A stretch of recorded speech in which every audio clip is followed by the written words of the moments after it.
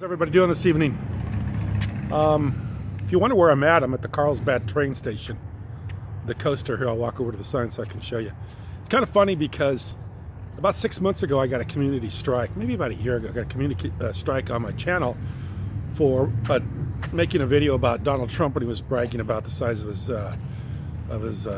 his penis. And YouTube didn't like it too well, so they gave me a community strike. So what happens is here it is, Carlsbad, for about 3 months, you can't do like Google Hangouts and upload from your computer. You have to do like a video from a camera. So then I got used to shooting videos from my phone, and it was so much easier and simpler. And I don't really like to do editing, so I just use my phone, and it's worked so well that I start to try to make a video from my computer where I could show things on my computer and talk about it. It just seems awkward to me now. I just rather would talk into the screen. So anyway, I want to talk about Sloppy Steve and Teflon Don. Of course, Sloppy Steve would be Sloppy Steve Bannon, Trump's new name for his previous campaign manager, and I think his chief advisor. Guy had a pretty big name, a pretty big position with the Donald Trump organization. For him to now be calling him a silly, juvenile, childish name like Sloppy Steve. And of course I call Trump the Teflon Don because nothing ever seems to stick to this guy. He could do or say anything and nobody ever holds him accountable for it. And I was thinking about this today because I was in line at a very busy store, and a guy, I mean, there's like a line of people. And I mean, if you live in Southern California, you know every place you go, there's people. I mean, it's just, I think there's 30 million people in Southern California, maybe more. But everywhere you go, there's a line. So you have to stand in line, and usually it takes a while. It's Sunday, so the lines are long, and you go to a store. It happened to be a store that sold tools and stuff. And I was in the store, and a guy just cuts to the front of the line, in front of everybody. And it's like, he just ignored everybody, cut right to the front of the line. Nobody said anything. I didn't say anything. I figured, if this guy's, if this is the way that guy is, I'm not going to change him by telling him to get back in line. So anyway, the guy cuts to the front of the line. As I was thinking about that, I was thinking how we all expect a certain level of behavior from other people around us. Don't cut in front of you. Don't cut in front of a line. I mean, that's just simple behavior that everybody expects from another person. When you're driving, don't cut me off. When you're talking about other people, don't insult them. When you're talking about people's race, don't be derogatory about their race. Don't do certain things. I mean, there's certain things we all expect from other human beings. That's just a level of being a human that we all expect from one another. For instance, this Logan Paul, I mean, he's been absolutely excoriated here recently on the internet because of his insensitivity and mocking and making fun of someone that committed suicide. I mean, and he has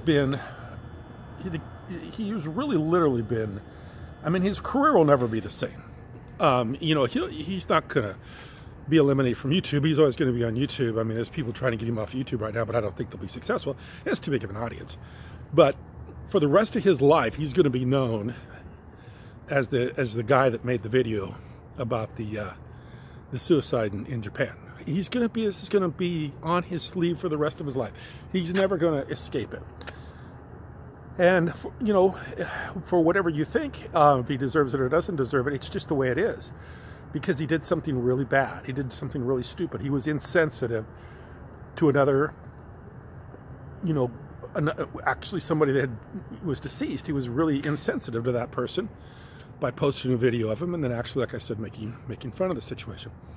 That was very insensitive to do, and he's paying the price. He's paying a heavy price. Because like I say, he'll go the rest of his career, and no matter how big and how famous and how many movies he does, he's always going to be known as the guy that made the video in Japan about someone that committed suicide. So it's always going to be with him, always. And like I say, no matter what he does, that video is going to follow him. But in a case like Trump, it doesn't seem like this stuff ever affects him. I mean, he can say one insulting thing after another. Now it's about a guy that he actually worked very closely with to help him get elected. And he says this crazy sloppy Steve thing to him, and nobody even cares. Nobody even says anything to it.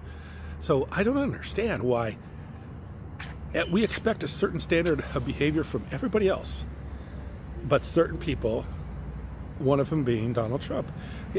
No matter what the guy does, no matter what he says, you know, he doesn't ever seem to be accountable, just like this Logan Paul. He's accountable.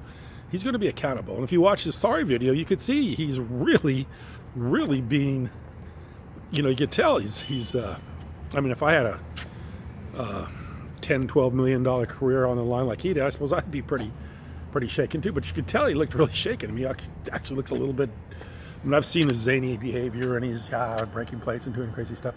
And if you see him in this video, he actually looks a little bit like he's, you know, no color in his face. He looks like he's actually saw a ghost.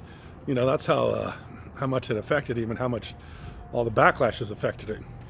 But I really think a guy like Trump's either one or two things. Either the guy's mentally ill, or he just doesn't have a conscience. He has a, you know, just doesn't care about other people. And that's always what my biggest complaint about Trump is. I mean, even if you think you need to be insulting of all the people that are in politics right now, all the people in the media, because they're all, you know, they've all done such a disservice to the American people. I mean, fine, believe that. I don't care. A lot of people believe that. But I don't think you have to go about it in an insulting way. And I don't think you have to fall beneath that minimum standard of what we expect from our fellow human being as far as their behavior is concerned. And he falls below that standard every day. Every single day, he falls below that standard. And it's childish, it's stupid, and it's ignorant. And like I say, either the guy's mentally ill or he's extremely ignorant. And I you know, maybe both. I don't know.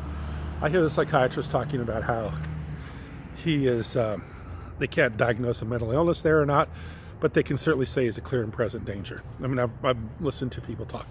Because of the way he acts so juvenile, and he also acts without much, he doesn't have much consequence to what he says, and he also acts without any consequence. People cover for him, and I'm so sick of seeing Sarah Huckabee, I call her Sarah Suckabee, Sanders, covering for his ass. I mean, it's like a 5-year-old kid that's got his mommy up there every day blaming everybody else but their kid for all the bad behavior. I mean, it just gets freaking old, man. It gets old and ugly. And like I say, I would like to quit making videos about Donald Trump. I'd like to quit talking about the guy because I think he's literally without hope as far as his behavior is concerned. And, you know, I really believe that a certain amount of people are going to love him no matter what. He can do anything he wants to do and they're going to love him. That's why I call him the Teflon Don. And they don't really care. They don't really care. He said it straight up. He could do whatever he wanted to do, and a certain amount of people would still follow him. And that's just the way it is. I mean, there's certain things in the world we don't understand, we don't like, but we have to deal with. And this is just one of them. The guy is just literally able to get away with murder, almost, by doing the things that he does.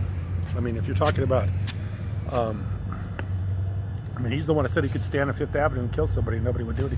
None of his followers would care. That's pretty much the truth. So, anyway, like I say, we all expect certain behavior from our fellow human beings. It'd be nice if we got the same standard was held to the President of the United States.